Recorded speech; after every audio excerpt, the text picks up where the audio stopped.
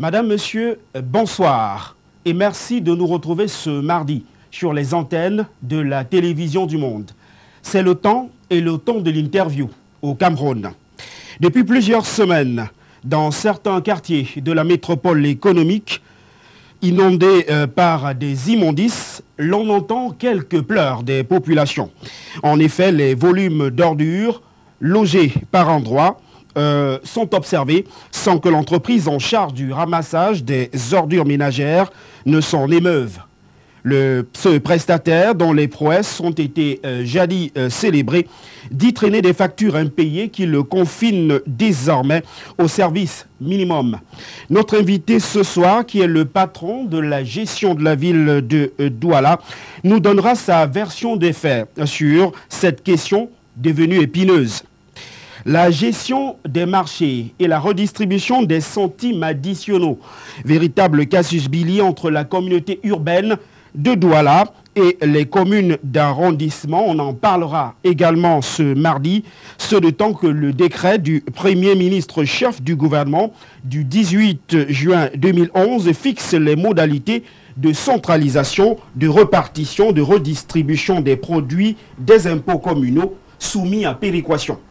En deuxième dorsale de cette émission ce mardi, nous dresserons le bilan de l'appel public à l'épargne pour la constitution de la Société métropolitaine d'investissement, une société d'économie mixte dont l'appel public à l'épargne sur le marché financier a reçu le visa le 13 mars 2018 de la Commission des marchés financiers. L'opération vient d'ailleurs d'être prorogée, ce jusqu'au 3 juillet prochain pour les souscripteurs retardataires. Cette approche de la décentralisation a pourtant fait ses preuves sous d'autres cieux, notamment à Paris, où la commune de la ville de Paris est détenteur donc de plusieurs actions dans des sociétés mixtes qui ont favorisé le développement de la capitale française. Notre invité ce soir est nanti d'un doctorat obtenu en 1982 au Centre universitaire des sciences de la santé, aujourd'hui faculté de médecine et sciences biomédicales. Fonctionnaire depuis le 1er octobre 1992, il est depuis le 30 septembre 2006 délégué du gouvernement auprès de la communauté urbaine de Douala, poste non électif, régi par décret du président de la République. Le docteur Frit Ntoné est notre invité ce soir. Bonsoir, monsieur le délégué. Bonsoir. Monsieur le délégué, c'est vraiment un privilège et un plaisir pour nous de vous retrouver sur ces antennes de la télévision du monde. Vous êtes une denrée rare sur les plateaux de télévision et vous nous offrez la primeur sur les antennes de la télévision du monde au cours de cette année 2018, primeur en prime time pour une émission. J'ai presque envie de vous demander, monsieur le délégué, qu'est-ce que ça vous fait d'être là sur le plateau de la télévision du monde, qui est une structure pilotée par une femme de main de maître? Je pense que c'est aussi un privilège. Je saisis d'ailleurs cette occasion pour féliciter le sens d'entrepreneuriat de la promotrice qui est au top management de cette télévision que je suis de temps en temps parmi ces multiples bouquets quand je veux surtout avoir certaines informations bien précises. Monsieur le délégué, il y a une question rituelle à l'entame de ce programme. Y a-t-il des questions sur lesquelles le délégué du gouvernement auprès de la communauté urbaine de Douala ne souhaite pas s'exprimer ce soir? Non, je crois qu'on peut poser toutes les questions qu'on veut et vous aurez les réponses. Monsieur le délégué, se rapproche le plus de ce que vous voulez comprendre. Très bien. J'aimerais qu'on commence par les questions d'actualité avant d'aborder justement l'actualité relative à la communauté urbaine et ce lancement, cet appel à l'épargne publique qui vient d'être notamment prorogé, on en parlera. J'aimerais qu'on s'arrête d'abord sur des questions d'actualité. D'abord celle relative au ramassage des ordures ménagères dans la ville de Douala. Il se dit des choses, monsieur le délégué. La presse a évoqué un chiffre, 7 milliards de francs CFA de dettes, d'argent impayé auprès d'Isacam par le gouvernement de la République du Cameroun. La communauté urbaine de Douala est en contrat avec cette entreprise. Avez-vous payé votre part? Oui, je voudrais vous dire qu'il y a des providences qui sont salutaires. Parce qu'au fait, au moment où on lance un appel public à épargne pour mettre en place un dispositif qui nous mettrait de manière durable à l'abri de certains désagréments. Justement, ces désagréments sont là parce qu'au fait, si on le faisait au moment où tout se passe bien, on peut croire que c'est un peu inutile de le faire. Donc sachez que de manière transitoire, conjoncturelle, il peut arriver que un système comme celui où l'État doit s'occuper de tous ses enfants, il peut arriver qu'il y ait des moments un peu durs que tout le monde comprend. Donc la situation de ramassage des ordures est une situation conjoncturelle et je crois que dans les jours qui suivent, quand USACAM sera payé, je crois que on va amorcer les paiements, puisqu'il y a une partie qui est payée par la communauté urbaine et une partie qui est payée directement par le ministère des Finances. Monsieur Donc les dispositions sont en train d'être... Si ce n'est pas un secret d'État, de combien se chiffre votre dette auprès de cette entité? Et combien avez-vous exactement reversé? Je pense que sur l'exercice 2017, il nous reste sur pratiquement 2,5 milliards, quelque chose comme 1,7 milliard. Et les prestations qui ont commencé depuis janvier, il faut les comptabiliser aussi. Donc ce qui fait que rien que pour la ville de Douala, on est au-delà de 2,5 milliards, 2,8 milliards. Comme la ville supporte à peu près 30% de l'enveloppe, le reste est attendu directement par le Trésor public. Mais je crois que tout est en train d'être mis en place. Vous savez, on a connu cette situation avant la fin de l'année. L'État a résolu partiellement et vous avez vu que les choses sont arrangées. Et dans les jours qui suivent, je crois que les choses vont s'arranger. Alors vous qui êtes proche de la source officielle, puisque vous êtes un fonctionnaire, je l'ai indiqué à l'oreille de ce programme, le problème se situe à quel niveau aujourd'hui?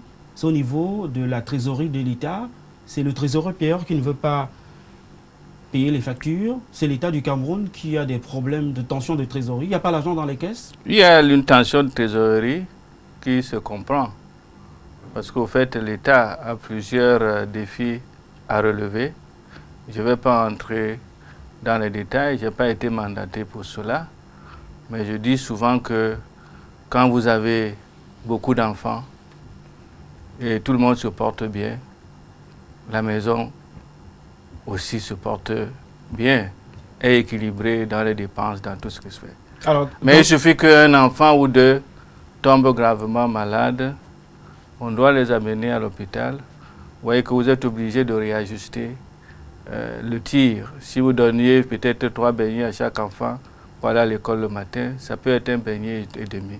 Je voudrais que cette image-là inspire tout le monde et que ce soit une façon aussi pour nous de participer à l'effort que l'État fournit pour que, au fait, nous ayons tout ce qui est précieux, la paix, la concorde et autres. Donc, je ne vais pas entrer dans plus de détails. Vous avez-vous le sentiment que l'État a donc l'intention de payer sa facture? Ce n'est pas l'intention, l'État va payer sa facture. Et comment comprendre, monsieur le délégué, que le même État qui veut honorer cette facture-là décide d'ouvrir le marché? Cet appel à candidature pour d'autres entreprises dans ce secteur-là s'explique comment? Oui, mais je pense que jusqu'à présent, le mode contractuel entre les villes et la société USACAM, c'est un marché. Et les marchés, ça peut être par gré à gré, ça peut être par appel à manifestation, ça peut être appel d'offres et autres. Donc moi je crois que nous sommes toujours dans le mode de marché. Quand on sera dans d'autres modes de convention, de partenariat, on pourra. Mais tant que nous sommes dans le mode marché, on ne doit pas s'étonner qu'il y ait l'ouverture à la concurrence. Et je pense que, vu la complexité de ce genre de dossier et les conditions à remplir, ISACAM ne devrait pas beaucoup s'inquiéter. Si jamais ISACAM gagne ces marchés, et puis je ne vois pas pourquoi on ne peut pas gagner, vaut mieux gagner un marché par appel que de l'avoir par gré à gré, parce que tout le monde a l'impression qu'on vous offre quelque chose et essaie de minimiser les efforts que vous faites pour une société qui a plus de 40 ans d'exercice et qui a un savoir-faire avéré. Je voudrais justement qu'on parle à présent de marché. D'abord avec le décret du Premier ministre du 8 juin 2015 fixant les modalités d'exercice de certaines compétences transférées aux communes en matière, dit-on, de commerce. Au lendemain de cette décision de la primature, il s'est dit que certaines municipalités peinaient à comprendre pourquoi ils n'avaient pas la gestion des marchés de leur ressort de commandement. Je voudrais épuiser la première séquence. J'ai parlé de Providence. Vous avez pris l'exemple des ordures. Je parle de Providence, je peux prendre l'exemple de Mida. Je peux prendre beaucoup d'exemples. Tout à l'heure, je vais y revenir parce qu'il faut que nous mettions en place des mécanismes de financement de nos activités, de nos services, qui soient des mécanismes pérennes. C'est d'ailleurs l'axe principal de notre échange. Donc nous allons y revenir tout à l'heure et quand nous aurons compris, on aura un autre regard par rapport aux déchets. Bon, maintenant, revenant sur... la gestion des marchés. La gestion des marchés. Il se dit des choses, monsieur le délégué. C'est la CUD qui gère les marchés de Douala. Est-ce que c'est la CUD uniquement qui gère ces marchés? Est-ce que c'est les communes d'arrondissement qui gèrent ce marché? Certains se sont d'ailleurs figés sur cette décision du Premier ministre pour indiquer que dans ces dispositions, on pouvait aisément conclure que pour ce qui est des communes d'arrondissement, les marchés qui sont issus de leur ressort de commandement, la gestion devait émaner de l'exécutif communal. Je crois que dans la hiérarchie des textes, les lois sont au-dessus des décrets, qui sont au-dessus des arrêtés et autres. Pour une ville comme Douala, je ne parlerai pas du reste, qui a une situation particulière, qu'on ait une communauté urbaine qui a été, qui est composée de 6 communes. De par la loi, les équipements marchands sont de la compétence, bien structurés, sont de la compétence de la communauté urbaine, de délégués du gouvernement. C'est pour cela qu'en 2010, dans ce portefeuille, on distinguait 2 types de marchés.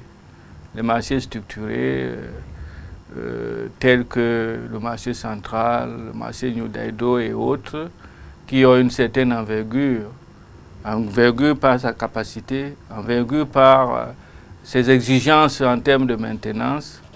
Nous avons décidé de céder les marchés de proximité aux mairies d'arrondissement.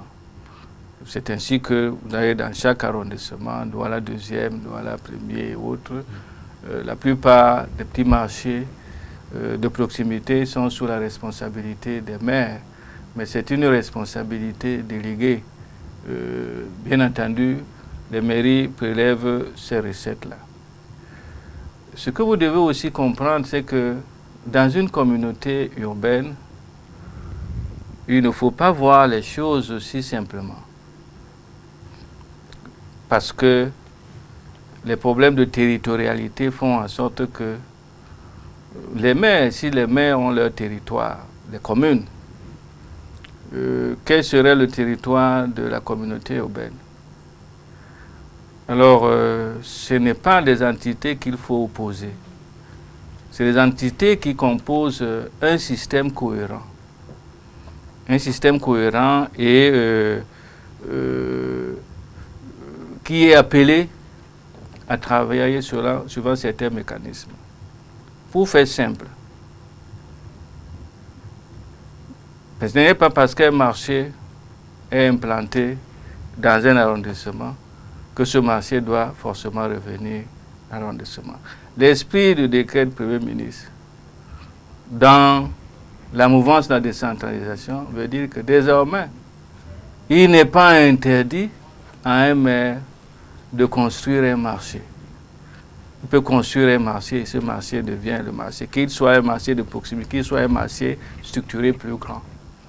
Si vous relisez donc bien le décret, il ne concerne pas le patrimoine qui existait, mais il donne la possibilité aux mairies. Le deuxième aspect, c'est que, vous faites, c'est quoi la communauté urbaine? La communauté urbaine n'est nulle autre chose qu'une institution qui a au-dessus de l'exécutif un conseil. Je ne vois pas comment l'exécutif d'une institution peut être au-dessus de son conseil. Nous avons donc le conseil de la communauté urbaine qui est essentiellement composé des élus. 5 élus par arrondissement, ce qui fait 30 conseillers, plus le maire qui est un membre statutaire. Ça fait donc 36 membres. Il n'y a que le délégué de gouvernement qui soit nommé. Je ne peux pas exécuter un budget sans qu'il ne soit voté par le conseil. Le conseil est dans l'obligation de me demander les comptes tous les 3 mois, ce que j'ai fait.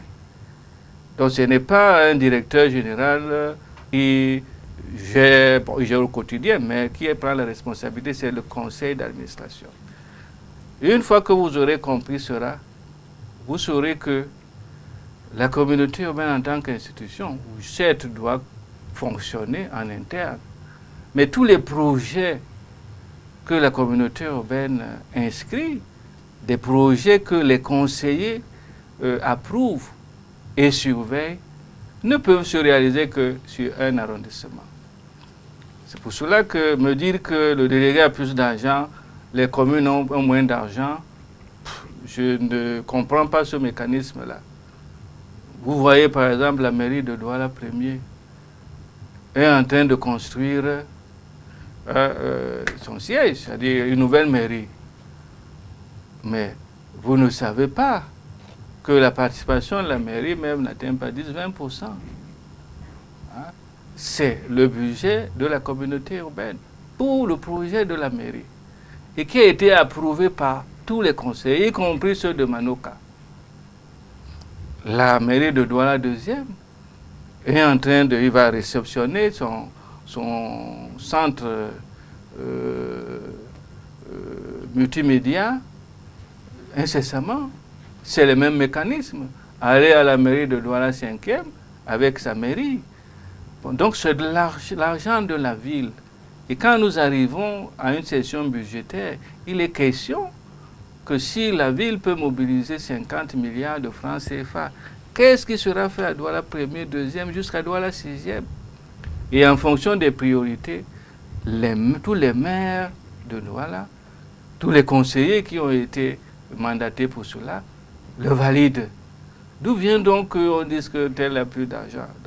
Si Douala 2e, par exemple, réclame le marché central, Douala 1er réclame le marché New Daido, je ne sais pas, Douala 5e réclame le marché de Bonamou Sadi. Bon, Manoka réclamerait quoi? Je crois que la structure qu'on appelle communauté urbaine est là pour assurer justement cette équité au niveau de l'agglomération. Et le délégué du gouvernement que je suis, pas que je suis un grand arbitre, mais au fait, je dois veiller à ce qu'il y ait cette équité. Un arrondissement ne tire pas la couverture. Donc, et sachez aussi que dans les mécanismes d'appui aux mairies d'arrondissement, il y a ce qu'on appelle les dotations générales de fonctionnement. C'est-à-dire des sommes qu'on prélève directement des recettes qui reviennent à la communauté urbaine pour donner aux mairies. Et ces recettes, ça vient des marchés et toute la chose. Donc ce débat n'est pas un débat constructif. Le débat constructif, c'est celui qui renforce donc ce dispositif qu'un maire, quand il vient à la communauté urbaine, défend les intérêts de ces populations. Et quand on finit de voter un budget, doit rentrer dans son arrondissement pour dire sur les 50 milliards là, je vous ai ramené peut-être 7 ou 10 qui vont se traduire en termes de travaux sur les routes. Les travaux en pavé que nous faisons, là, on dit la communauté urbaine fait, non. C'est nous tous qui le faisons. C'est le budget de la communauté urbaine qui a été voté par tout le monde. Donc c'est ce sens d'équité qu'il faut qu'on comprenne. Ne regardez pas le budget d'une mairie à travers le chiffre partiel qu'on vous donne. Mairie de Douala, premier budget 1,5 milliard, non. Regardez ça en termes de leurs recettes propres, plus donc les retombées après avoir partagé le gâteau urbain en termes de routes qui arrivent. Et vous verrez que chaque arrondissement, par exercice, aurait plus de 5, 6, 7 milliards de francs CFA en termes de retombées. Puisque la gestion maintenant, ce n'est plus tellement ce que j'ai dans le tiroir, mais c'est les sources de financement. Je donne l'exemple peut-être de tous les grands projets qui se déroulent. Prenez l'assainissement, les 50 km linéaires de drain, c'est 109 milliards de francs CFA dont la ville a bénéficié. La communauté urbaine est maître d'ouvrage, c'est notre argent. C'est nous qui signons avant qu'on paye l'entreprise. Mais que cet argent-là soit logé à la caisse autonome d'amortissement, c'est notre argent. Donc il ne faut pas... c'est comme ça qu'il faut voir les choses. Monsieur le délégué du gouvernement auprès de la communauté urbaine de Douala, j'ai presque envie de vous poser une question naïve. Quels sont vos rapports avec les communes d'arrondissement? Les rapports avec les communes d'arrondissement sont des rapports normaux. Vous en êtes sûr? Mais jamais plats. Donc il y a des interactivités qui me plaisent, parce que ce n'est pas les bénis oui-oui. Et c'est en posant les problèmes, en les débattant, que nous pouvons avancer. Alors si je disais que ce sont les gens qui avalent presque tout ce que le délégué dit, non. S'il y a une interactivité assez active pour dire que c'est des rapports normaux. Très bien. C'est comme ça que ça doit être. Vous dites que c'est en posant les problèmes que vous avancez, qualifiant justement de rapports normaux les relations que la communauté urbaine entretient avec les communes d'arrondissement. J'aimerais quand même m'arrêter sur un dossier qui piétine. C'est le dossier qui est relatif aux centimes additionnels communaux. Vous savez que le décret du Premier ministre du 18 juin 2011 fixe les modalités de centralisation, de répartition, de reversement des produits des impôts soumis à péréquation. Alors c'était très intéressant parce qu'il se dit justement dans son premier alinéa que le produit des centimes additionnels communaux est reparti ainsi qu'il suit. L'État à 10%, le FECOM à 20%, les communautés urbaines, les communes d'arrondissement 70%. Sur les 70% de quote-part de centimes additionnels communaux directement à versement, nous dit-on, spontané, cette somme destinée aux communes, on parle d'une retenue à la base de 40% qui est affectée au profit des receveurs municipaux, des communautés et des communes d'arrondissement. Je voudrais m'arrêter justement sur cela pour vous poser une question, monsieur le délégué du gouvernement, auprès de la communauté urbaine de Douala. Est-ce que vous reversez cette somme aux communes d'arrondissement? Sinon, pourquoi vous ne le faites pas, puisqu'il y a des sources très proches qui indiquent que depuis 4 ans, ces centimes additionnels, vous ne les reversez pas aux communes d'arrondissement? Bon, vous posez la question au mauvais endroit. Hein, il y a une commission, un comité national des impôts locaux qui gère toutes ces distributions, toutes ces péréquations. Il y a le comité aussi départemental. Ces comités fonctionnent normalement et puis que ce soit les mairies, que ce soit les communautés urbaines, s'il y a une réclamation qui soit issue des vices ou bien des petites erreurs de répartition, ce n'est pas à nous. On les pose Mais vous êtes ordonnateur de dépenses, monsieur le délégué. Donc c'est un dossier que vous devez pouvoir maîtriser. Non, je le maîtrise très bien. Ça fait combien d'années que vous ne reversez pas les centimes additionnels? Ce n'est pas à moi de reverser. Je reverse si... Vous avez au moins le rapport. Oui, mais si le rapport dit qu'il faut reverser, je reverse. Si le Vous rapport reversez, ces 5 dernières années, vous avez reversé cette somme d'argent? Parce que le rapport ne l'a pas encore dit. C'est-à-dire, nous n'avons pas encore eu une instruction ferme qui vient du Comité national des impôts locaux. Monsieur le délégué, sur une enveloppe de 50 milliards de francs CFA, ça vous coûte quoi d'enlever 35 milliards et de reverser ça aux communes d'arrondissement? Ça me coûte beaucoup. Puisque je vous ai dit que pour moi, ce n'est pas si linéaire. Que l'argent soit à la communauté urbaine, que l'argent soit dans les mairies. Le plus important, c'est que ça ne soit pas dans la poche de M. Tonnet. Si c'est dans le budget, cet argent va servir pour toutes les mairies et peut-être même pour ces mairies-là. Au regard de cette conclusion, vous pouvez continuer à dire que vous avez des rapports normaux avec les communes d'arrondissement? Mais je dis que chaque commune, si elle pense avoir été lésée, pose son problème. Il pose le problème acquis de droit. Je veux dire que la répartition des impôts, c'est-à-dire de nos recettes, est bien codifiée. Nous tous, quand nous avons déjà le procès verbal de répartition, nous nous en tenons à ça. Il peut aussi arriver que certains de nos impôts passent par une autre commune, qui peut même ne pas être une commune voilà.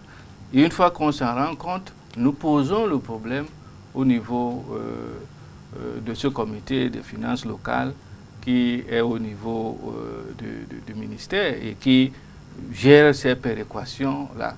Et une fois que vous avez prouvé qu'il y a ce problème, alors ils n'ont pas besoin, on n'a pas besoin de dire à la communauté urbaine payer, mais on avertit à la communauté urbaine qu'il y a eu telle erreur d'aiguillage de telle ou telle somme. Prenez acte que à la prochaine répartition, vous aurez cette somme-là en moins. Donc ce n'est pas un problème direct. On peut dire que la communauté urbaine a pris les impôts de tel ou tel. Je ne sais pas si vous avez compris. Donc très souvent, il y a eu certains impôts, je parle de la mairie, d'une mairie de DA qui sont passés par inadvertance. Bon, la mairie pose le problème et puis une fois que ça a été reconnu au niveau de là où les péréquations se font, ils nous demandent où de payer. Ou alors, très souvent même, ils nous disent, bon, en raison de tel calcul, prenez acte que vous devez avoir 1 milliard ce mois-ci ou ce trimestre-ci. Bon, vous aurez 950 millions parce que nous avons prélevé ceci. Ils nous donnent tous les prélèvements. Donc, ce dispositif régule tout. Poser donc un problème à la périphérie que la communauté urbaine retient notre argent, non. Ce n'est pas nous qui retenons. C'est une instance qui est habilitée à recevoir les réclamations. Cette instance qui fait dans les choses. Bon, bien entendu, on peut saisir cette instance sous couvert de l'instance locale qui est le comité département des finances locales, donc, qui est présidé par monsieur le préfet du département de Vori. Donc ça, c'est un faux débat qui, une fois qu'on le met sur la place publique, donne l'impression qu'il y a un tiraillement de partage entre les mairies et la communauté urbaine. Parlons peut-être d'un vrai débat maintenant. Je voudrais qu'on parle un tout petit peu du désordre urbain. Il y a eu toute une plateforme, un ramadan médiatique autour de cette opération qui visait notamment à libérer les emprises publiques. Vous-même, à plusieurs reprises, vous êtes descendu sur le terrain. Sauf que le constat, c'est que cela a produit l'effet inverse. Plus vous êtes allé sur le terrain, plus les Camerounais ont senti le besoin d'aller s'installer sur les emprises publiques. C'est un échec? C'est un échec. C'est peut-être aussi un succès. Échec, pourquoi? Parce qu'au fait, devant nos yeux, il y a des scènes qui se passent, qui sont en marge de ce que l'ordre public a prévu. Sur ce point de vue, je peux dire que c'est un échec, puisque plus vous voulez nettoyer pour que vos chastes yeux soient confortables, c'est comme si on leur injecte les vitamines, ils reviennent. Bon, la persistance de ces phénomènes doit nous amener à ne plus abonder vers des solutions simplistes. Moi, je vais dire qu'ils sont linéaires. Je ne veux pas les bains sikines, il faut les enlever. On ne veut pas ceci. Non. Sachez que pour ce qui est de la ville de Douala, la différentielle est pincée. Tout ce que vous pouvez imaginer comme solution, vous pouvez mettre immédiatement égal problème. Si la solution c'est amener peut-être 500 000 bus, que le transport urbain, les gens se déplacent très bien. Oui, les partisans de ça vont applaudir. Mais il faut se mettre en tête qu'il y a au moins 45 000 Camerounais qui vivent de mototaxis. Vous avez donc résolu un problème. D'ailleurs même, vous avez exacerbé. Tout ce que vous voulez résoudre maintenant comme problème, ça satisfait une partie des populations, l'autre partie ne peut pas satisfaire. C'est pour cela que, après avoir fait l'analyse de toutes ces situations que vous pouvez considérer comme échecs, il faut se dire que la solution n'est pas toujours celle que nous avons en tête. C'est-à-dire, il y a un problème A. Nous pensons que la solution B, non. Il faut savoir que le problème A peut avoir des sous-problèmes et que la solution B peut avoir des sous-solutions. Donc, au fait que chaque situation est un équilibre. Il faut déplacer les niveaux d'équilibre. Il ne faut pas avoir en tête qu'on doit changer. Et en déplaçant les niveaux d'équilibre, on a au moins l'avantage de penser à toutes les situations. À toutes les situations. Et la seule façon d'y arriver, c'est de prendre un dénominateur commun, c'est-à-dire résoudre les problèmes de manière structurelle. Tant que les gens n'auront pas Comment, de monsieur le délégué, résoudre les problèmes de manière structurelle?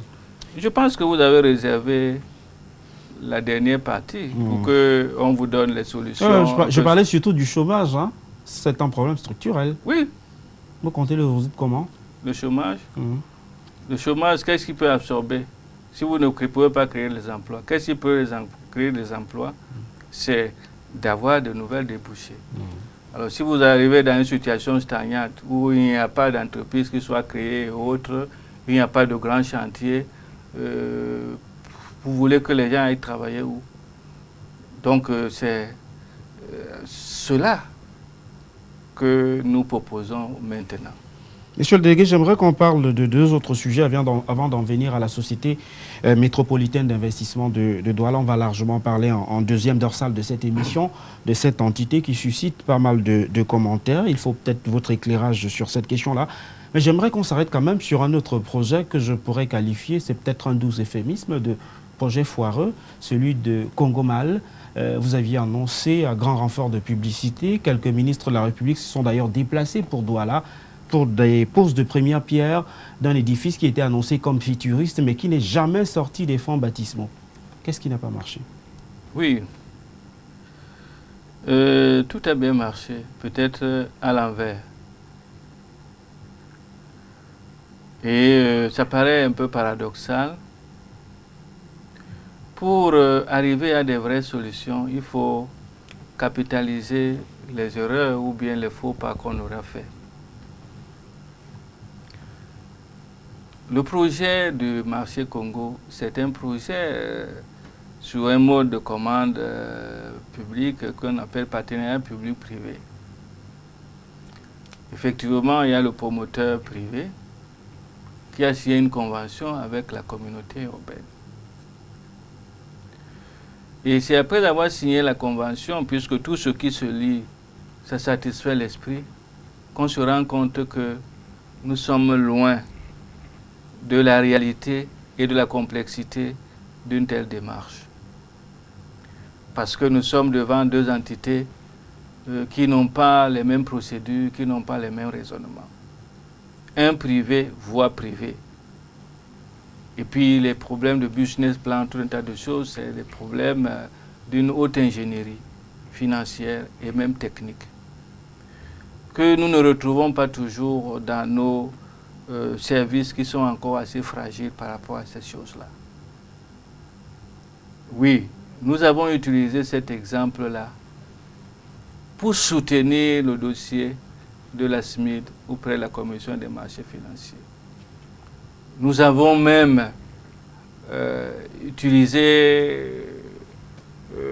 évoqué le cas de CID Finance. Nous avons évoqué tous les échecs de ce système un peu fragile pour soutenir, après avoir fait des analyses, notre démarche.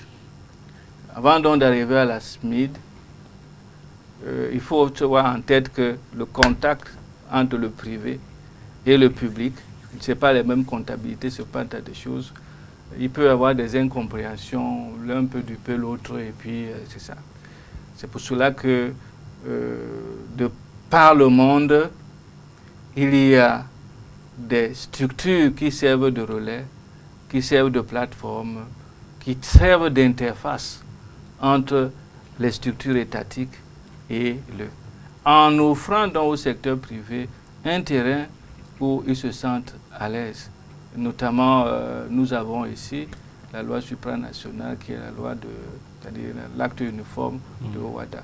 Voilà ce qui nous a guidés. Nous avons capitalisé tout ce qui était comme nos succès, mais aussi là où on a trébuché pour essayer de mettre en place quelque chose enfin qui nous permet d'être beaucoup plus serein dans la gestion de certains aspects complexes de la cité. Parlons justement de la complexité de la gestion de certains dossiers. Monsieur le délégué, dans la nuit du lundi 6 au 7 avril 2015, très exactement, plusieurs bureaux de la communauté urbaine, de l'immeuble siège de la communauté urbaine, étaient consumés par les flammes. Monsieur le délégué, nous sommes en 2018. Une enquête avait été ouverte. J'ai presque envie de vous demander quelles sont les conclusions de cette enquête. Savez-vous davantage qu'est-ce qui a causé cet incendie? Y a-t-il une main criminelle, comme le disaient certains? Il n'y a pas eu de main criminelle. Si criminel, il y a eu des problèmes d'installation électrique et de vétusté. Donc, si vous avez des installations que vous ne surveillez pas très bien... Alors que vous avez un budget de 50 milliards, hein, monsieur le délégué. Oui, je pense que nous n'avons pas les mêmes proportions dans les têtes en ce qui concerne les milliards. 50 milliards pour une ville de 3 millions d'habitants, si nous devons faire normalement les choses, c'est un budget de 2 à 3 mois. Donc, 50 milliards, c'est rien. 1 kilomètre de route, c'est 1 milliard. Bon, je vais donc dire que pour ce qui est de l'incendie, c'est cet accident-là. Et je pense que nous avons expliqué tous les facteurs qui ont convergé vers cela. La vétusté du bâtiment, le cloisonnement excessif pour essayer de trouver de l'espace, la surcharge des installations, parce qu'au fait, un bâtiment qui était prévu pour une cinquantaine de personnes doit recevoir 150, 200.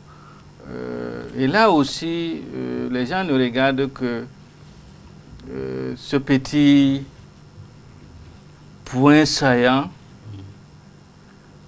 alors que ce point devait donc nous permettre de se demander, mais monsieur le délégué a vu tout cela, qu'est-ce qu'il a fait? C'est là où on vous répondra que le diagnostic était déjà fait. C'est pour cela que le personnel était déjà à l'étroit. C'est pour cela que nous avons entrepris la construction d'un immeuble de services techniques de 8 étages en finition qui va donc absorber plus de 50% de personnel. Quel est le coût de ce projet, monsieur le délégué? Le coût de ce projet, rien que les constructions, c'est 1,5 milliard, 1,6 milliard. Maintenant, il faut compter aussi les grosses œuvres 1,5 milliard. Maintenant, les finitions plus l'équipement, nous serons entre 3,5 milliards et 4 milliards. Vous avez des délais pour la réception de cet ouvrage? Pour dire vrai, les délais sont un peu dépassés et les nouveaux délais nous propulsent vers la mi-2019, puisque actuellement les finitions sont en train d'être réalisées, ne sont pas arrêtées, mais je parle donc du nouveau bâtiment R+8.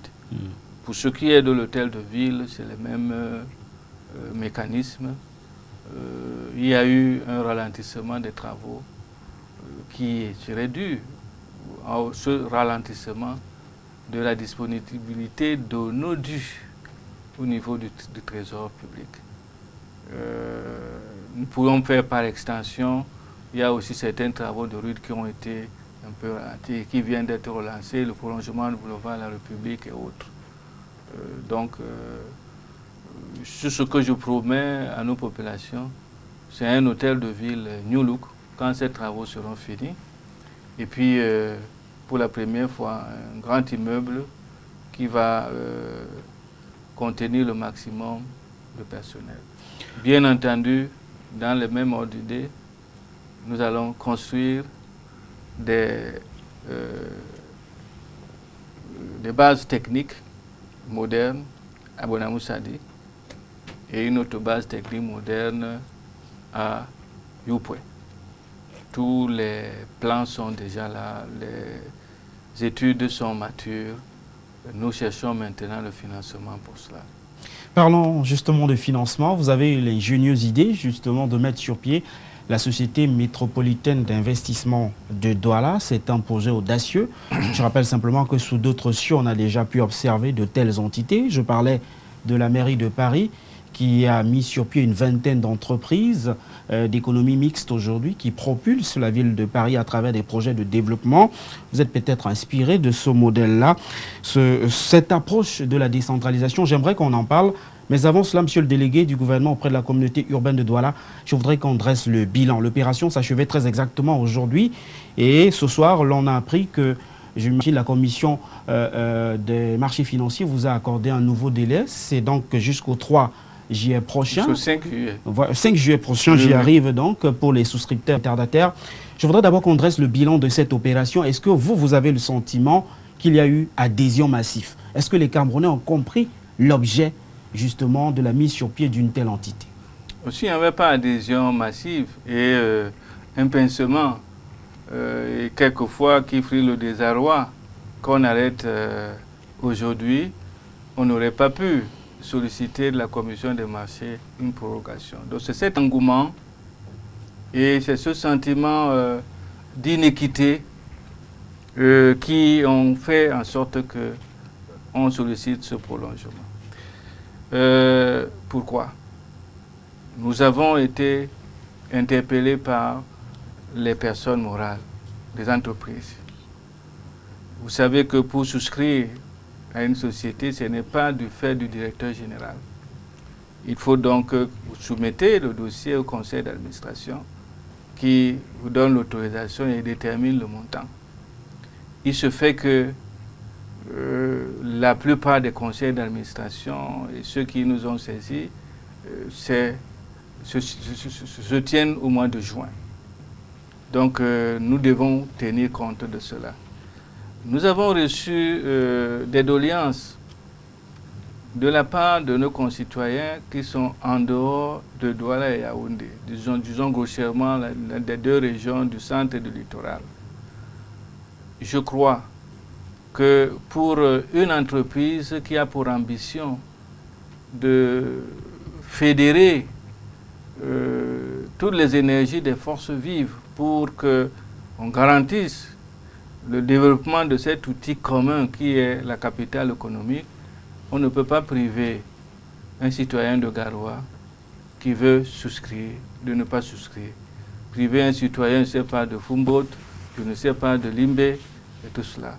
Nous avons donc écouté toutes ces doléances et on les a posées. Il y a bien d'autres raisons posées par la diaspora. Il y a une inertie de démarrage, comment on peut faire pour souscrire, parce que si moi je peux me lever, aller à une banque partenaire, souscrire, ce n'est pas la même chose que quelqu'un qui est à New York, à Washington et autres. Bon, donc il fallait que on voit.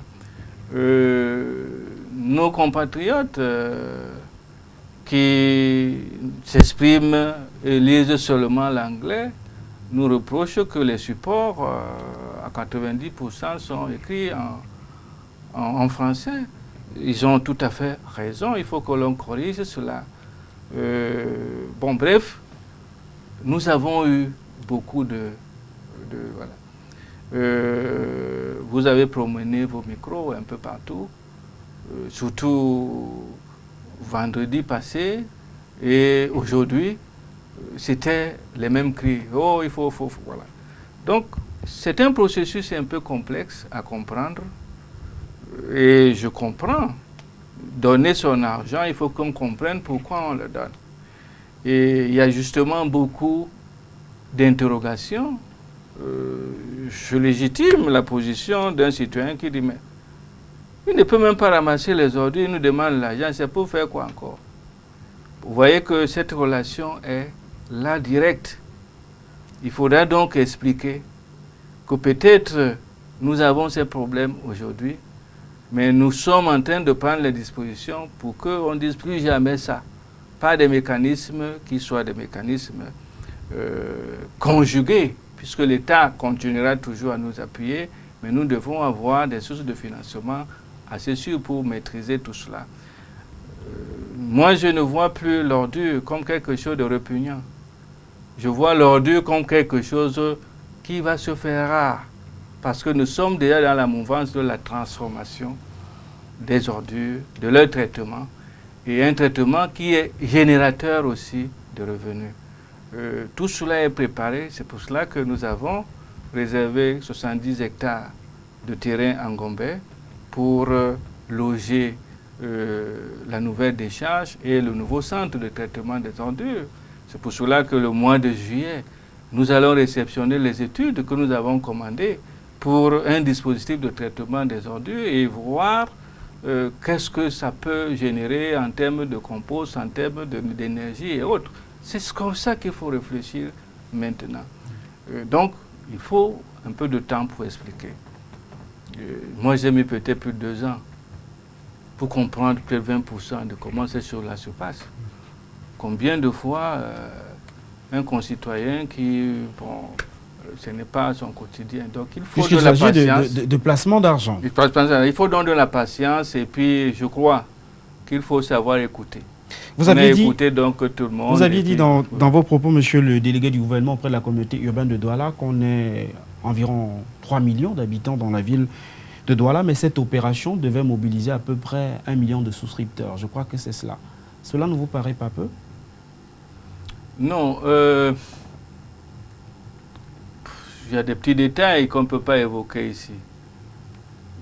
Si le nombre de souscripteurs m'intéresse, plus il est grand, mieux ça vaut. Je ne sais pas si vous comprenez. Si on peut même avoir, si on pouvait même réduire la valeur de l'action et qu'il y ait 10 millions sur 25 millions de Camerounais qui souscrivent, vous voyez que, au fait, l'instrument sera l'instrument de tout le monde. Maintenant, de manière symbolique, quel intérêt un citoyen de Ngaoundéré a à souscrire dans une société de Douala? Alors, s'il doit souscrire, c'est d'abord l'intérêt parce qu'il lui sait que quand on parle de Douala, c'est comme on parle de Ngaoundéré. Ce n'est pas pour les Doualais, c'est pour nous tous. Et que, au fait, si ça va bien à Douala, et c'est même la réalité, par les systèmes de péréquation et d'équité, ça ira mieux ailleurs. Et puis se dire que, au fait, nous pouvons placer l'argent dans les mauvais jours, c'est cet argent-là qui peut revenir à nous. Je crois donc que plus il y a des Camerounais qui souscrivent, mieux on sécurise l'affaire, parce qu'il y a beaucoup d'yeux qui regardent. Si c'est une affaire de 200 personnes, parce que chacun a amené 500 millions, non, ce n'est pas bon. C'est mon avis là-dessus. De toute façon, nous sommes à plus de 600 souscriptions de tous les calibres.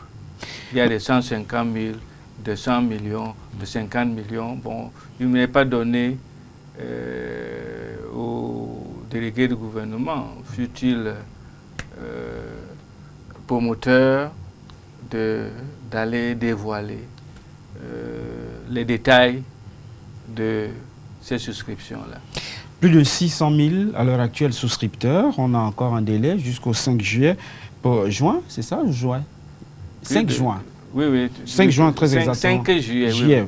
5 juillet oui, pour... plus de 600 souscripteurs. Voilà, 600 souscripteurs. Oui. Monsieur le délégué, j'ai presque envie de vous poser une question. Parmi ces souscripteurs-là, y a-t-il beaucoup de souscripteurs de conviction ou alors des souscripteurs qui sont arrivés en se disant « Monsieur Ntoné, je le connais, c'est mon ami, donc je vais adhérer à son projet ». Oui, il y a beaucoup qui croient en ce projet ou ils le font par solidarité? Je crois, comme vous le dites, je crois qu'il y a au moins 3 types de souscriptions. Hein. Les souscriptions de conviction, ceux qui savent ce que c'est, ont maîtrisé le degré de sécurité, ils se disent, bon, si j'ai 50 millions qui dorment, je peux y mettre 40 millions, c'est à mon profit. Bon, il y a très peu, parce qu'il y a très peu de gens qui peuvent dire maintenant, j'ai gardé 100 millions, j'ai gardé 50 millions. Il y a aussi très peu de personnes qui prennent la peine d'aller vérifier la sécurité de mécanismes et autres. C'est pour cela qu'il n'y a que la deuxième catégorie qui sentent que c'est quelque chose de bien. Ils font donc des souscriptions de prudence. Il faut le dire, les souscriptions de prudence, je mets telle somme. Si ça foire, je ne vais pas trop pleurer. Bon, il y a aussi certains, on peut leur expliquer, ils ne comprennent pas, mais c'est parce que peut-être c'est le délégué qui est devant, parce que c'est tel avocat qui est dedans, bon bref, c'est les amis qui sont là, bon, il ne peut pas être quelque part que ça foire. Bon, on fait une souscription de soutien. Mais quel que soit le type il y a les 3 types de souscription. Je vous dis qu'il y a des gens qui, pour le compte de eux-mêmes personnellement, et pour le compte même peut-être de leur société, on souscrit plus de 30 millions, 40 millions de francs CFA. Parce que ils savent ce que c'est, ils savent ce que ça va devenir dans l'avenir, puisque au fait, c'est la capitale économique. Vous êtes excité quand on parle de 50 milliards, mais sachez que ce n'est qu'une moyenne du budget de la communauté urbaine, du budget partiel. Sachez donc que cette société pourra enrôler le triple, le quadruple, puisque au fait, la plupart des projets générateurs de revenus, quand on vous dit la ville de Bordeaux, la société d'économie mixte qui a mis en place pour le compte de la mairie, le tramway, ce n'est pas 1 milliard, c'est des milliards. Donc, pour développer des secteurs, des sous-secteurs, c'est des milliards. Donc, c'est une société, si elle marche, et elle va marcher, va avoir une rotation de milliards largement supérieure à la communauté urbaine de Douala. L'argent étant le nerf de la guerre, monsieur le délégué du gouvernement auprès de la communauté urbaine de Douala, je me suis intéressé aux répartitions des parts au sein de cette société en gestation. Les actions de catégorie A vous aviez pu noter, sont de l'ordre de 23% du capital, et c'est la communauté urbaine, justement, qui est souscripteur. Vous avez également la catégorie B, vous parlez des entreprises publiques et parapubliques à concurrence de 10%, le secteur privé à concurrence de 20%, et les actions de catégorie D pour les personnes physiques à hauteur de 47%. Monsieur le délégué, l'argent étant le nerf de la guerre, ne craignez-vous pas qu'avec une telle clé de répartition, il y ait des tensions lors des conseils d'administration? Non, les conseils seront justement détendus. En ce sens que il y a une première assurance. On veut clairement donner la place au secteur privé et à la société civile. 67%. Rien que cette clé à ce niveau-là devait rassurer. Alors, sur ces 67%, les personnes morales, c'est-à-dire les entreprises privées, les associations, ne détiennent que 20%. Ne détiennent que 20%. Si nous voulions aller vite et qu'on inverse, que les personnes physiques aient 20%, les sociétés qui sont déjà établies, qui sont supposées avoir l'argent, on leur donne encore 47%. Vous voyez que les jeux sont un peu biaisés. C'est une société où nous voulons que le citoyen lambda se reconnaisse. Sache que il prend déjà des responsabilités sur un certain nombre de choses. C'est cette catégorie-là qui nous intéresse, c'est-à-dire le citoyen de Douala, nos frères de la diaspora. Eux tous peuvent ne pas souscrire, mais il suffit que je fasse partie d'une catégorie sur de la diaspora, que je sache que cette société-là, il y a au moins 50 Camerounais de la diaspora. Vous savez que cela passe par une éducation, une profonde éducation sur le placement d'argent. Les Camerounais n'ont pas l'habitude de faire des placements sur les marchés financiers. Oui, mais c'est pour cela qu'il faut commencer quelque part. Et c'est de notre responsabilité aussi. Nous commençons par des choses simples. Voilà une société. On leur dit, vous avez au moins 2 gains. Le gain que votre environnement sera bien, puisque vous l'aimez. Tout le monde aime Douala. Le gain que quand il y aura les retombées, ça peut vous donner quelque chose plus qu'un placement dans un compte d'épargne et autres. Avec l'assurance que ça va marcher. Et en disant que si ça ne marche même pas, ne pleure pas. Parce que c'est toi qui gères ça. 67%. Demain, on peut donc fonctionner pour l'affaire de la communauté urbaine. La communauté, ça marche, la communauté urbaine aussi va pleurer. Parce que peut-être elle aussi va utiliser cette société pour un certain nombre de choses. C'est une société privée. Dès que ce mécanisme, cette phase-là finit, les promoteurs que nous sommes, nous nous retirons. Vous ne verrez peu que le délégué, parce que les gens ont l'impression qu'il y a les ordures ménagères qu'on n'arrive pas à enlever, on n'arrive pas à payer les ACAM. Le délégué est en train de faire les tournées pour prendre l'argent pour aller payer les ACAM. Ça n'a rien à y voir. Dès qu'on va constituer le capital, tout est fini. La société est constituée. Et puis, c'est une société privée. Si elle foire, ne dites pas que c'est le délégué. Dire que le secteur privé, les sociétés civiles, vous qui avez la bouche là, vous voulez faire, vous êtes toujours comme les spectateurs sur le gradin. Vous ne savez pas que courir même essouffle. Maintenant, vous avez une société. Prouvez-nous que, main dans la main, nous pouvons donc atteindre ce doigt-là que nous tous nous voulons. On parlera des priorités de cette société tout à l'heure, mais j'aimerais qu'on s'arrête un tout petit peu sur une autre entité qui fonctionne à peu près sur le même modèle. Je parle de la SAD qui a, j'imagine, vous allez peut-être me rectifier, qui a gagné le marché du centenaire ici à Bonapriso. Parlons de cette entité, comment fonctionne-t-elle? Oui, la SAD, c'est une société d'économie mixte, une émanation aussi de la communauté urbaine de Douala, qui fonctionne depuis un peu plus d'une quinzaine d'années, à partir du fait qu'il fallait améliorer l'accès au logement aux populations de la ville de Douala, aux Camerounais, surtout les couches moyennes. La communauté urbaine a donc bénéficié d'un financement de la part de la coopération française, c'était de 1 milliard de francs CFA. Et pour vous dire vrai, la communauté a fait tout et tout pour que, donnez-nous notre argent, vous nous donnez pour faire ce qu'on met dans le...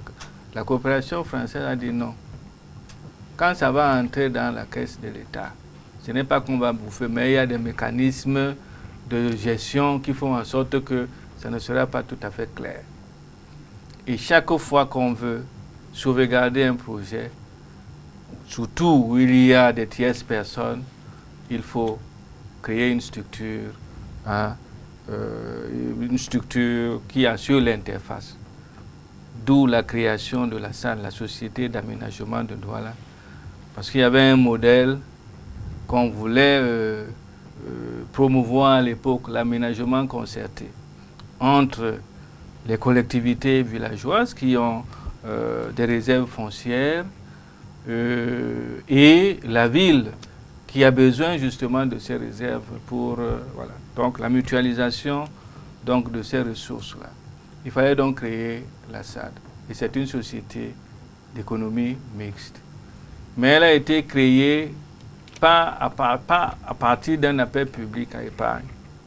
Parce que la particularité de ce que nous faisons maintenant, c'est que nous demandons l'argent aux populations. C'est l'argent public. Alors qu'à l'époque, l'objet de la SAD était assez restreint, c'est l'aménagement et puis les logements. Il fallait donc intéresser les structures qui ont, ne serait-ce que partiellement, comme mission cet objet-là. C'est pour cela que vous voyez le crédit foncier, parce que la plupart des Camerounais, les fonctionnaires surtout, passent par le crédit foncier. Il y a une convention pour avoir un crédit, pour avoir accès au logement. Il y a la Maïtur qui est spécialisée dans l'aménagement. Nous avons, à l'époque, ça s'appelait SNEC, Kamwata, qui est membre du conseil d'administration, et NEO.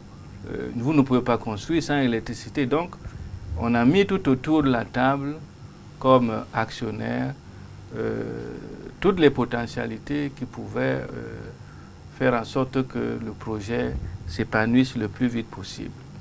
C'est une société d'économie mixte, mais vous voyez, l'objet est assez réduit, qui marche très bien, puisque, et discrètement très bien, vous allez à Mangamakoko, le programme est déjà presque fini. Il y a d'autres cités qui s'ouvrent, la cité,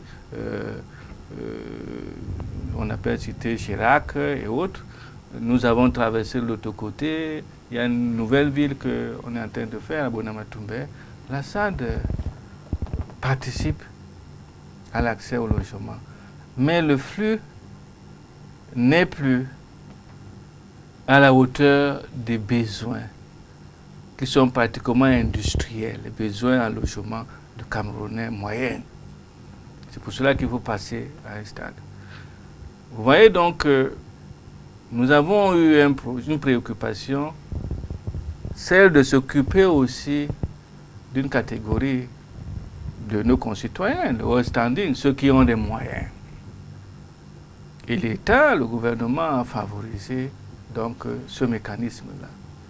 Le terrain de la cité des douanes est revenu à la ville, c'est nous qui avons le titre foncier. Ce projet, c'est le projet de la communauté urbaine de Douala. Mais c'est un projet si costaud que sa gestion au quotidien ne sied plus avec nos mécanismes fragiles de l'administration communale. C'est pour cela que nous avons confié la maîtrise d'ouvrage à la SAD. C'est de la même façon que c'est un grand projet très complexe de la ville, surtout générateur de revenus, qu'on confiera demain à la SMID pour que ça se passe le plus rapidement possible avec les gens qui ont le sens du traitement rapide, le sens de l'efficacité très rapidement. Je ne suis pas en train de faire l'apologie de l'administration, mais dans tous les pays du monde, on fait toujours la différence entre le secteur privé qui a ses habitudes, qui a ses caractéristiques, et le service public qui a ses caractéristiques. Quand on veut donc aller plus vite, il faut impliquer tout le monde. Donc un mot sur les priorités de la SMID. Un mot sur les priorités de la SMID, c'est au moins trois, j'appelle souvent ça 3 produits. Ce qu'on n'a pas dit au départ, parce que nous sommes quand même à la deuxième phase, on entre à la deuxième phase de cette opération d'appel public à l'épargne, étant entendu que ceux qui nous écoutent savent tout le déroulement, que je rappelle en 2 minutes. Nous ne sommes pas là en train de mettre une veste, une cravate dans un corps qu'on n'a pas lavé. Même si vous mettez le parfum, vous vous sentirez mal à l'aise. Quand on se lève le matin comme ça, on crée une société. Non.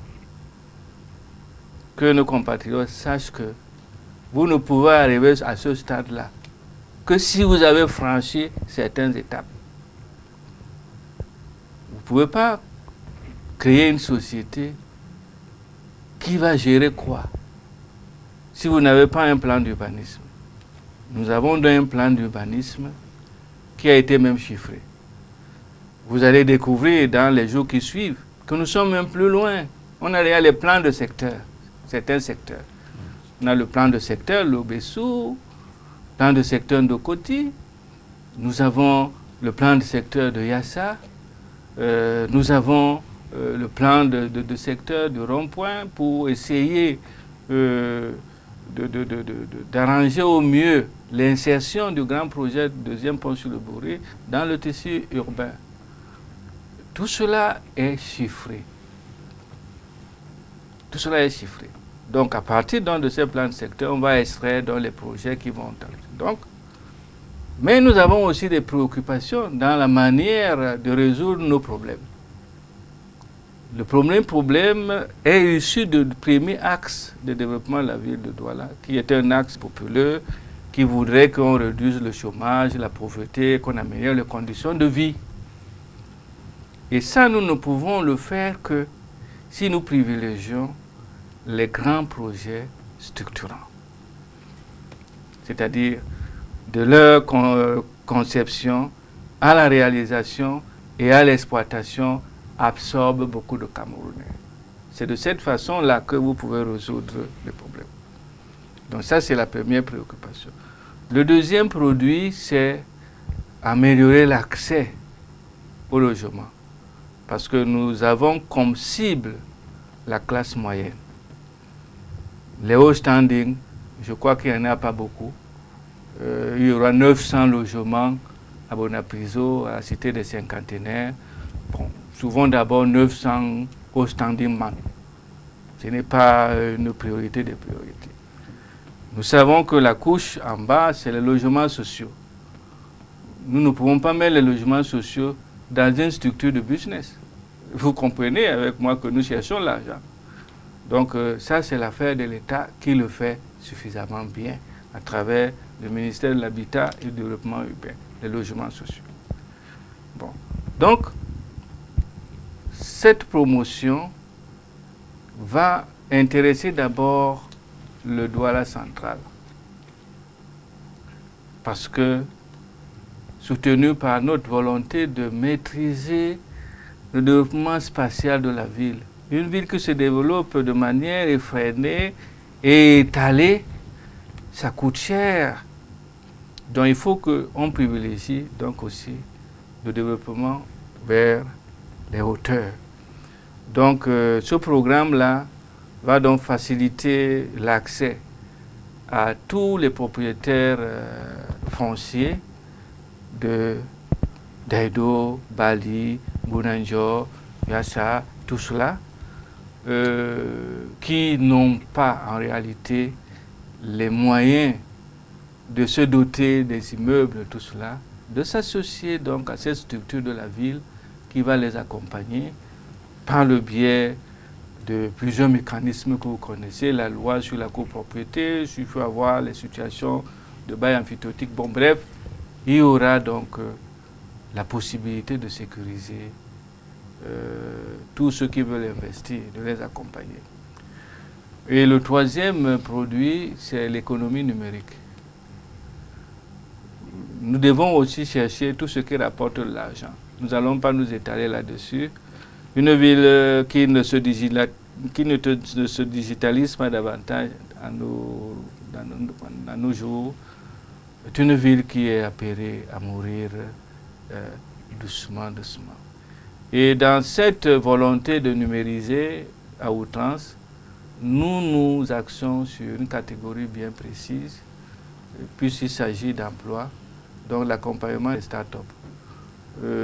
Tous les jeunes Camerounais qui ont des projets, des petits projets viables, puisque la société, la SMID, aura la capacité très pointue d'analyser les business plans. Vous présentez votre business, s'il est fiable, et que votre seul problème, c'est que vous n'arrivez pas à avoir les 50 millions ou 100 millions qu'il faut pour démarrer votre société, alors nous allons nous porter garant. La société va se porter garant et l'accompagner et suivre de manière rigoureuse la réalisation de cela. Je crois que aux efforts des pouvoirs publics, un tel dispositif pourra intéresser tous les jeunes qui sont dans plusieurs incubateurs d'entreprises qui sont dans la ville. Nous allons travailler en collaboration pour que nous essayions aussi de donner un contenu à tout ce que les jeunes veulent faire et qui peut faire en sorte que ça crée les emplois, même pour eux, même pour leurs compatriotes.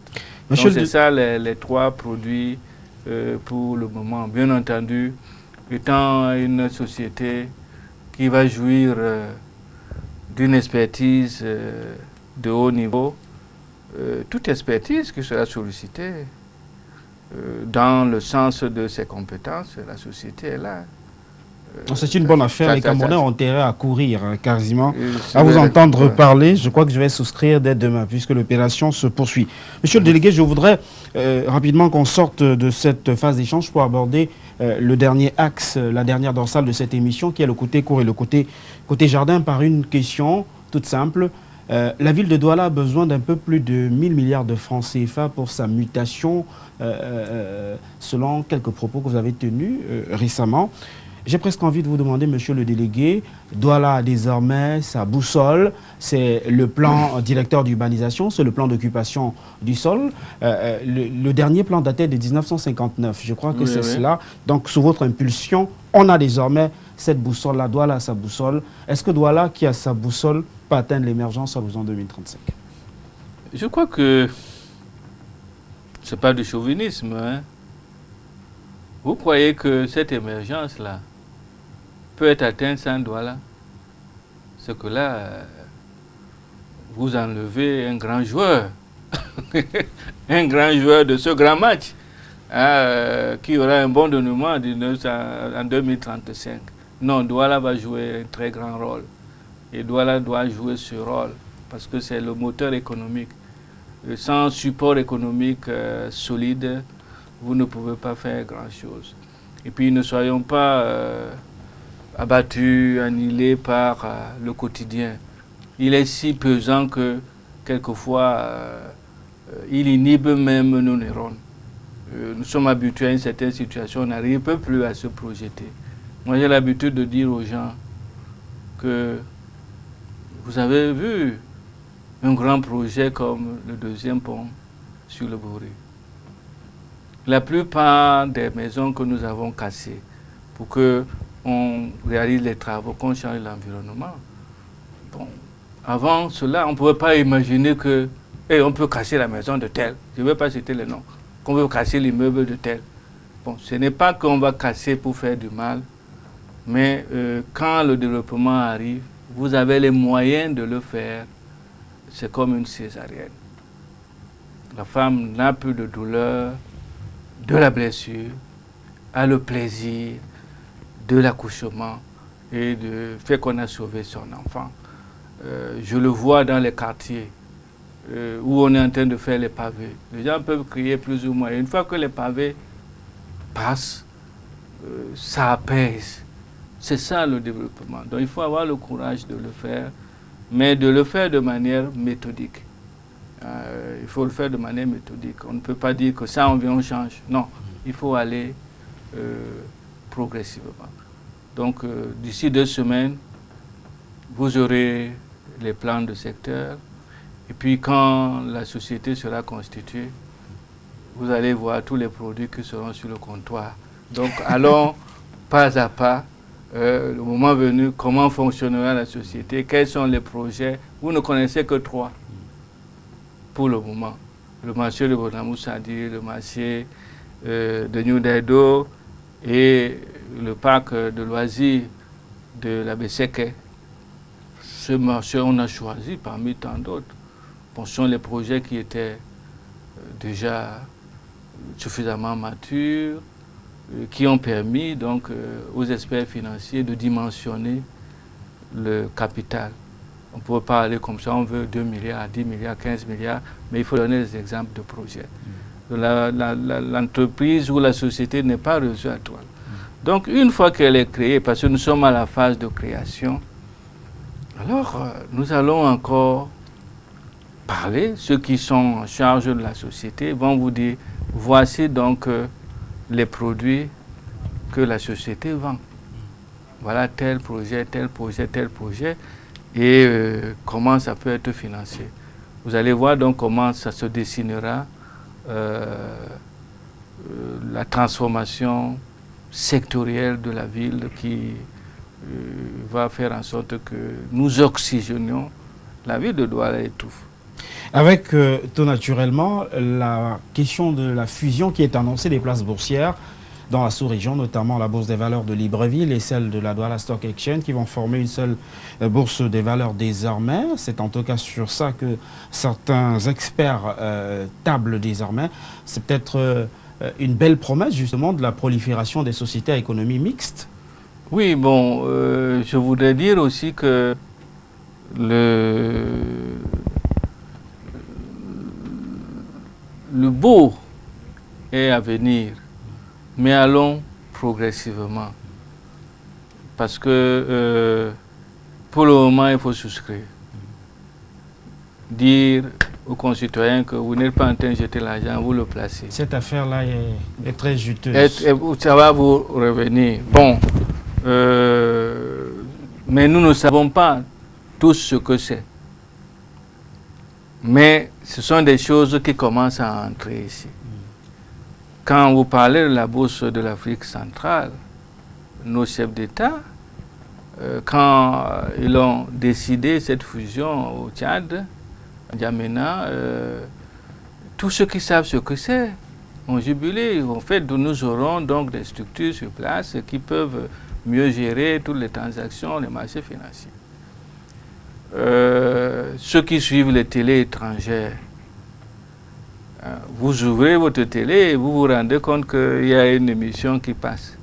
Les tendances financières, les CAC 40, les Jones, bon, bref, les marchés, les places boursières de Londres, de ceci. Vous voyez même comment les gens s'excitent, les codes des ordinateurs partout. On vous dit que l'indice a augmenté de 0,1. C'est quoi ça? Ce n'est pas un chiffre. Mais en termes de milliards, ça fait beaucoup d'argent.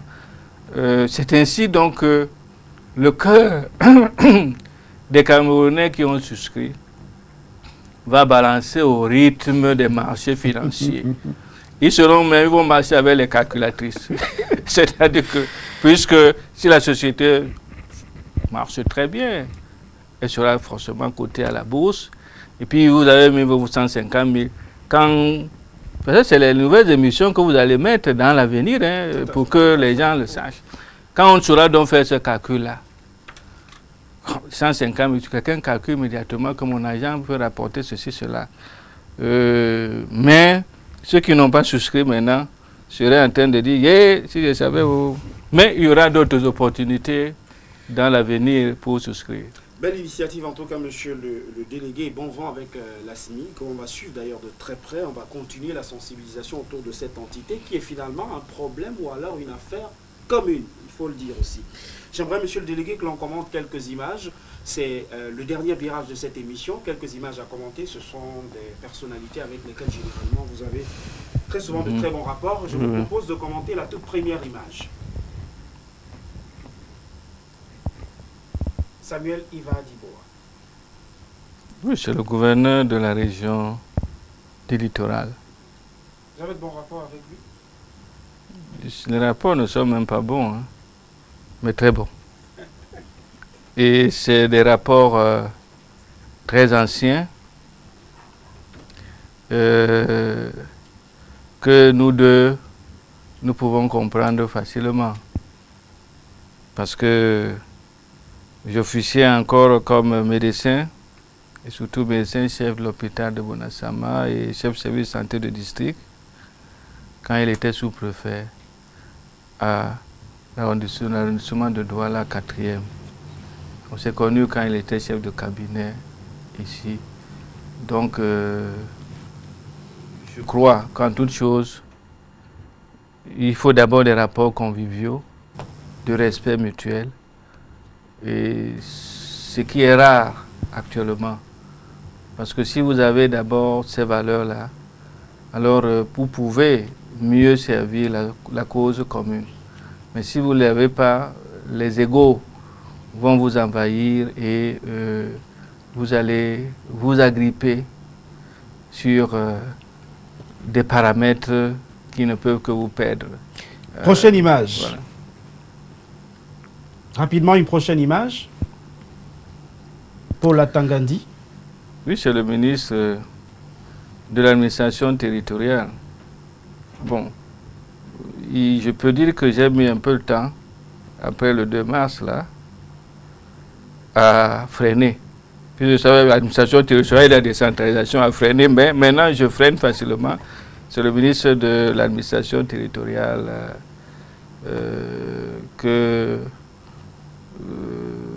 il n'est pas donné à un citoyen comme moi de juger un ministre.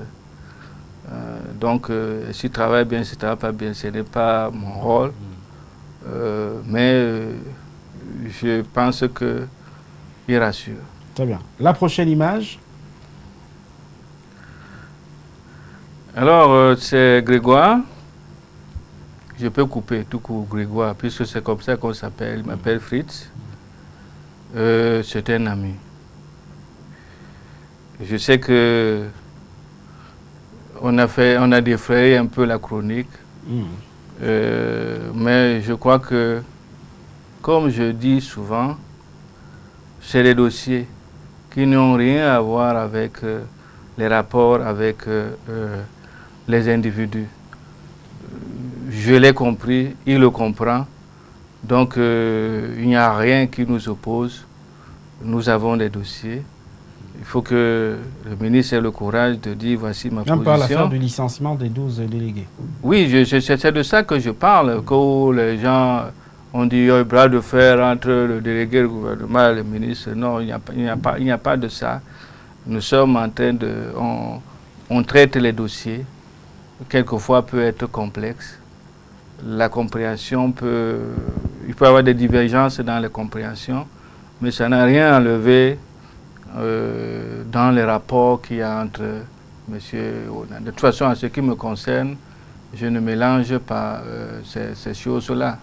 Vous pouvez être mon ami, être un de mes personnels, ça ne m'empêche pas de vous donner une demande d'explication.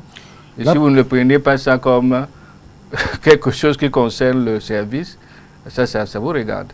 La prochaine image, c'est une image que j'aime bien. Vous l'appelez aussi le cœur du pays, affectueusement? Oui, nous, dans notre cercle restreint des Sawa, on l'appelle Ndika. Quand on dit Ndika, c'est quelque chose de très précieux. Donc c'est un grand frère que nous respectons beaucoup. C'est un grand frère que nous voulons aussi de temps en temps imiter, mais il est si ondoyant que ce n'est pas facile de faire comme lui, qu'il fasse bien ou mal. Mais c'est mon grand frère, donc je ne peux pas dire plus. La suite, prochaine image. Ça c'est Joseph Betty Assomo. Joseph Betty Assomo, qui est presque un frère. Au fait, qui a apaisé ma façon de voir les choses. Parce que à un certain moment, j'ai pu comprendre que je croyais que les rapports entre les hauts responsables dans une ville, quand ces rapports ne sont pas tendus, les gens ne peuvent pas les apprécier à juste titre. Donc, on peut travailler dans la collaboration, dans la compréhension, chacun dans ses responsabilités, dans le strict respect individuel, c'est-à-dire mutuel, mais aussi dans le respect de la réglementation en vigueur. Parce que c'est ça le plus important. C'est un monsieur qui aime que les normes soient respectées. Si je me souviens que s'il y a même une petite chose, il peut donner des instructions, donnez-moi. Mais si c'est de mon ressort, il utilise les voies normales que l'administration a prévues. Je crois que il n'abuse pas de son pouvoir n'importe comment. Ça, je peux un modèle d'administrateur. Je crois qu'il est un modèle d'administrateur. La prochaine image. Alors, c'est le secrétaire général de la présidence de la République, Ferdinand Ngongo. Bon, je dis souvent que il ne faut pas que je m'amuse à abréger mon nom et il abrège son nom. Sinon, quand on veut l'étaler, on peut croire que c'est moi lui. Puisque moi aussi je suis Philippe Tonin. Bon, c'est la high class. Hein. C'est la high class. Je n'ai pas des paramètres qui me permettent de... Voilà. Ça me tonnerait que je ne connaisse pas le secrétaire général de... Voilà, c'est le secrétaire général de la présidence. On monte d'un cran, monsieur le délégué, on va un peu plus haut. Oui, oui. Prochaine image. Prochaine image, rapidement. Oui, c'est le président de la République, son Excellence Paul Biya. Quand je parle souvent de lui, peut-être pour rire un peu, nous avons la même ancienneté. J'ai pris mes fonctions à la fonction publique le 1er novembre 1982. Il a prêté serment le 6 novembre. Je suis même, par rapport à cette fonction-là, peut-être son aîné quelque part. Mais pour dire que j'ai commencé ma carrière de fonctionnaire sous le renouveau. Je ne connais pas plus. Et il ne m'a pas semblé qu'il y ait quelque chose qui m'empêche de faire, si je veux faire le travail normalement. C'est ce que je peux dire, que si on veut réussir, on peut réussir. Ce n'est pas parce qu'il empêche. Je n'ai pas vu de ce genre d'interférence. D'ailleurs, ce n'est pas ma hiérarchie directe, mais c'est ce que je peux dire. Vous êtes très réservé sur votre vie privée, alors j'ai eu des difficultés à trouver la toute dernière image. Elle n'est pas très bonne en qualité, mais je vous permets de la commenter. Ah oui.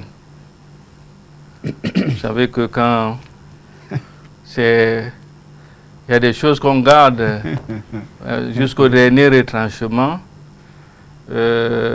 Ça, c'est mon épouse, c'est Monique Patience, et quoi d'ici que c'est son nom. Je n'aime pas beaucoup parler d'elle, parce qu'elle aussi n'aime pas Je sais que si elle est en train de nous regarder, elle est un peu gênée parce qu'elle n'aime pas ce genre de travail. Mais dites-nous, au moins, vous êtes le délégué du gouvernement de la ville de Douala. Elle est quand même le délégué du gouvernement de votre maison. Elle est plus que ça. Elle est même ministre de l'Intérieur. Le ministre n'est pas le délégué du gouvernement. Oui, le ministre de l'Intérieur qu'elle assume parfaitement bien parce qu'au fait, le travail que nous faisons, depuis que j'ai commencé à travailler, c'est quand même un peu compliqué. La vie d'un médecin, c'est compliqué. La vie d'un responsable public, c'est compliqué.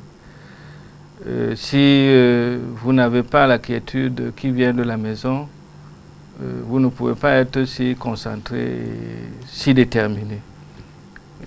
Ça veut donc dire que ma concentration, ma détermination trouve sa source là. Maintenant, elle a déjà des gens qui peuvent l'aider dans cette détermination, puisque nous avons 3 jolis enfants qui participent aussi à nos équilibres. Monsieur le délégué, on va sortir de cette phase d'échange ce mardi par une dernière question. Vous êtes à la tête de la communauté urbaine, je l'ai indiqué, depuis 2006 très exactement, et cela fait exactement 12 ans aujourd'hui que vous trônez à la tête de l'exécutif communautaire de la ville de Douala.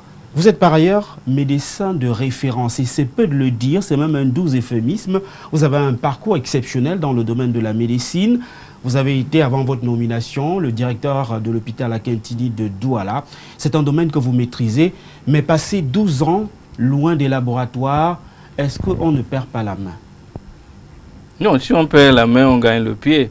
De toute façon, je continue à faire la médecine, puisque au fait, ce n'est que les formes qui changent. Le dénominateur commun, c'est la santé des populations. Ça peut être une santé curative, ceux qui sont à l'hôpital, qui font les injections, qui font les opérations. Ça peut être une santé préventive, ceux qui administrent les vaccins aux enfants, tout un tas ont aussi leur mérite. Ça peut être une santé globale, parce qu'au fait, une rue non éclairée, dès que vous mettez quelques points lumineux, vous ne pouvez pas mesurer le bien-être qui est dans le cœur des populations. Nous sommes en train de curer les caniveaux. Nous rêvons d'arriver à une situation où, au fait, nous maîtrisons donc toutes les eaux stagnantes et qu'il y ait moins de moustiques. Il y aura moins de malades. Pourquoi vous cherchez qu'on arrange les rues, les routes, qu'on les répare? Parce que quand il y a des nids de poules et autres, vous circulez sur une route, vous êtes malade, vous êtes mal à l'aise. Donc je crois que le plus important, c'est le bien-être. J'ai donc dépassé le stade de la santé, absence de la maladie, pour essayer d'embrasser au maximum la santé, qui est un état de bien-être physique, psychologique et autres. Ce n'est que ça, on a parlé de ça toute la soirée. Développer une ville que les gens vivent très bien, c'est pour leur santé mentale, morale et autres. C'est pour cela que je crois, ayant passé en revue toutes ces formes, j'ai commencé par la médecine curative et la médecine préventive ne me disait pas grand-chose. Elle était assez ingrate. Tu sors d'une salle d'opération, tu as opéré une césarienne, les gens applaudissent, tu es grand doc. Mais quand j'ai découvert le plaisir de relever le taux de couverture vaccinale, je me suis dit que là-bas, oui, c'est aussi une médecine, mais j'ai été plus utile. Bon, maintenant que je considère toute la ville comme un être humain, je dois en prendre soin en tant que médecin et faire tout et tout, ce qui est à mon possible pour qu'il y ait ce bien-être collectif. C'est pour cela que je n'ai pas eu des syndromes de sevrage dans les passages d'une forme à une autre. Docteur Frid Tonné, merci d'être venu ce mardi sur les antennes de la télévision du Monde et d'avoir accepté l'invitation d'un fauteuil pour vous? Oui, je pense que je dois vous dire merci pour votre contribution. Je sais que LTM, qui est une télé citoyenne, va continuer à nous accompagner dans cette lourde charge, celle de trouver les voies et moyens pour que, au fait, la vie de nos concitoyens ne soit pas un calvaire au quotidien. Je vous remercie. Madame, Monsieur, c'est tout pour cette livraison d'un fauteuil pour vous ce mardi sur les antennes de la télévision du Monde. Merci de nous avoir accordé votre attention. Recevez le délégué du gouvernement auprès de la communauté urbaine de Douala. Bonne soirée à tous et au plaisir.